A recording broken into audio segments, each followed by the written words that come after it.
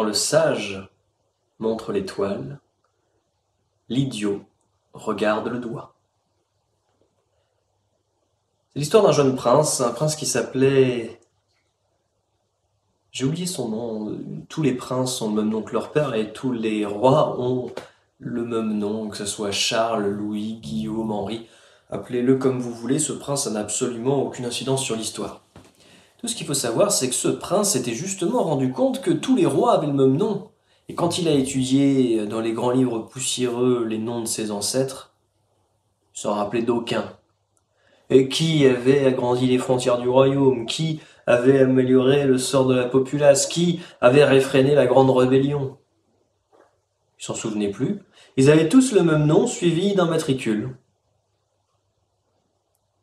S'il voulait marquer l'histoire, ce jeune prince savait qu'il lui fallait plus qu'un numéro.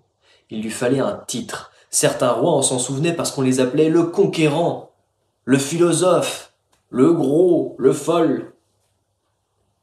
Il s'est dit qu'il lui fallait un nom à lui aussi. Il n'était pas trop taillé pour la guerre, il a tout de suite abandonné l'idée du sanguinaire. Pour être sage, le sage ça sonne bien, c'est quelque chose de plutôt positif, les gens ils aiment bien. Là, il s'est un petit peu renseigné sur les sages. Il a étudié dans les grands livres, ils avaient tous une longue barbe sur les gravures, alors il s'est fait pousser la barbe. Il a remarqué que les sages, quand ils parlaient entre eux, posaient beaucoup de questions en se grattant le menton. Alors ils posaient beaucoup de questions et ils se grattaient beaucoup le menton. Un soir, il a entendu l'évêque parler avec son père, le roi, lors d'un dîner. Oui, le voyage forme la jeunesse. Le voyage forme la jeunesse, mais c'est parfait ça. Le jeune prince est parti en voyage alors. Il a traversé des pays incroyables. Un jour, il est arrivé dans un endroit où le sol était différent. Il n'était pas vert comme chez lui, il était orange, jaune, ocre. Le prince a parlé avec les gens. Ils avaient un accent un peu étrange, ils avaient la peau plus foncée, des habits différents. Et ils parlaient tous d'un homme. Un homme, on ne savait pas trop s'il était fou, on ne savait pas trop s'il était sage.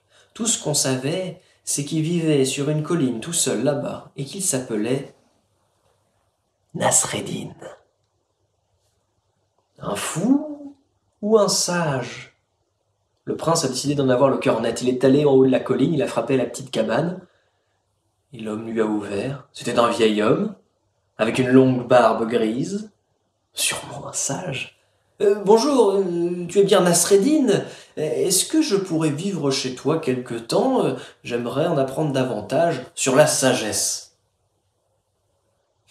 Le vieil homme a ri. Il l'a invité à entrer, il n'avait pas souvent de compagnie. Ça l'amusait. Le soir, il faisait plutôt froid dans cette petite cabane. Alors Nasreddin...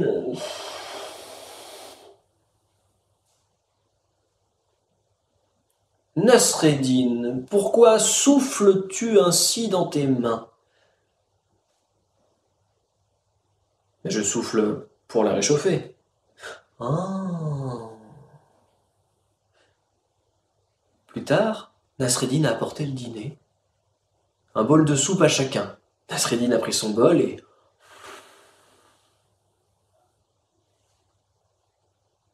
Nasreddin, pourquoi souffles-tu sur ta soupe?